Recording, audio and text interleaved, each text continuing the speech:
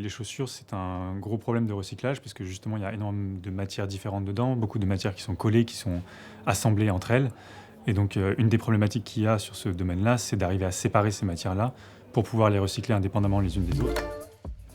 Moi, c'est Thomas Voisin, je travaille pour l'entreprise Idelam, qui est basée à Bordeaux et qui est une entreprise basée sur un brevet CNRS qu'on utilise pour développer un procédé de séparation chimique.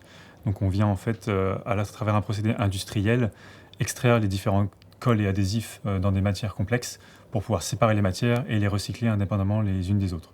Donc on travaille autant sur des marchés de la mode avec les chaussures et les textiles que l'emballage, ou les énergies nouvelles et les produits électroniques. Le projet qu'on a lancé avec Refashion, qui s'appelle Richose 2, consiste à utiliser la technologie Idelam de séparation, pour pouvoir travailler ensuite avec les recycleurs au recyclage des matières pour la circularité dans le marché de la chaussure. Le challenge innovation de Refashion, c'est un très bon accélérateur en fait, de technologies comme les nôtres qui sont encore balbutiantes et peu présentes sur le marché. Donc ça permet à la fois d'avoir des fonds pour pouvoir convaincre les partenaires, d'être en réseau avec tout cela.